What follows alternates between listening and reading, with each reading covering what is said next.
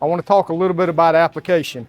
We always talk about building units to what your specific application is. The reason we do that, give you a little analogy, one of my Billyisms. If you're delivering one watermelon and you got to drive it 100 miles every day, you want something with great fuel economy that can carry one watermelon. You could do that in a little Subaru that gets good gas mileage. But if you're delivering 300 watermelons, that same 100 miles on a daily basis, watermelon weighs 10 pounds, 3,000 pounds, you need something to carry 3,000 pounds. That's a 3/4 ton truck. So for us, we deliver, not watermelons, but we deliver equipment, we deliver chemicals, so we drive 3/4 ton trucks for the most part, instead of driving half tons or driving little Subarus. So same thing when you're building a pressure washer. You build it to suit your application. So one of the big things I always have people ask me is they say, I want to be able to run 2 guns. And so this machine here is capable of running 2 guns. It's a 10 gallon a minute machine. And so people say, you know, well, all right, when I want to set it up, I want to run 2 guns, but sometimes I may run 1 gun. And I try to educate them and I say, look, if you're going to run 1 gun, that machine calls for a size 10 nozzle, 10 gallons a minute, it needs a number 10 nozzle. If you're going to run 2 guns, then you're halving the water flow. You're not halving the pressure. The pressure washer is designed to put out 10 gallons a minute. As long as that engine's running 3,400 RPMs, it's getting ample water supply, it's going to put out 10 gallons per minute. Now where that 10 gallons per minute goes makes a lot of difference. You'll see this unloader valve right here. What happens when you let go of the trigger is this unloader valve bypasses the water. A lot of times it bypasses it back to the inlet side of the pump. The pump recirculates the water. Friction causes the pump to get hot. So what we do is we run them bypass back into the tank whenever there's a tank opportunity, and that eliminates thermal shock. So the water goes in, the water coming out, hitting the pump is always the same temperature, so we don't get any thermal impact on the head of our pump. But this unit is designed to do 10 gallons a minute. So if I want to run 2 guns, what I have to do is I have to half my volume. So I'm going to put 5 gallons to each one. So what we're going to do is a little demonstration today to show you running a single gun with a number 10 nozzle. I've got it set to about 2,800 PSI. If I put 2 number 5 nozzles in there and do the exact same thing, I should get a very similar outcome. Now nozzles are not perfectly sized, they're pretty close, so I'm probably not going to get exactly 28. I could get a hair more or a hair less running 2 guns. But you do have to half the nozzles.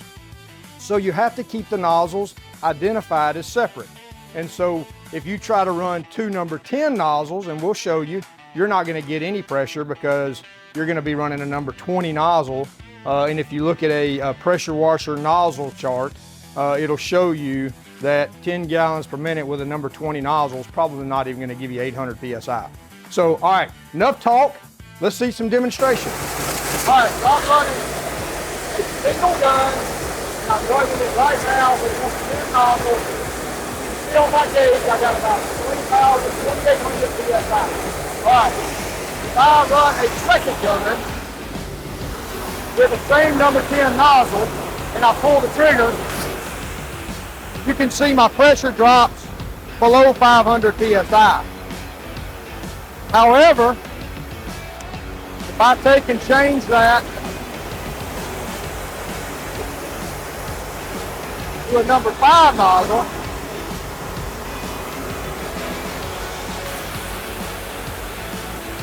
so I'm running a 5 here and a 10 there, that's about a 15. I'm only running about 1,800 PSI. If I switch out and put 2 number 5 nozzles, now you can see I'm running about 3,300 PSI. And running 2 number 5s, I'm running about 2,500 PSI. Economy and application. And so running a single gun, running a single machine with 2 guns, you've got 1 machine with 2 operators. If that 1 machine goes down, both your operators go down. So when we talk about application, the NASCAR drivers always carry 3 cars to the track when they race. Not because they can drive 3 at the same time, but because they get points when they finish. If they wreck a car, they can get another car. As long as they finish the race, they get some points.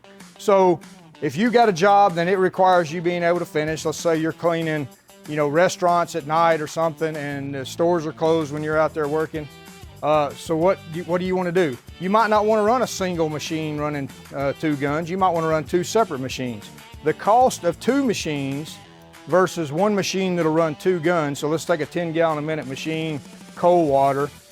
It's going to be about twice as expensive, maybe a little less than twice as expensive as running 2 5-gallon a minute machines. So then if something happens and you go down, you still got 1 machine running. So again, it's all based on application. Based on application, it's based on budget. We always say if you've got 1 person and 100 hours to clean something, that's 1 application. If you've got 100 people in 1 hour to clean something, that's another application. So just remember, it's application based. Here at Cougar Chemical, we design to suit your needs to give you the best chance to be successful with proficiency and effectiveness. And remember, it's not clean unless it's Cougar clean.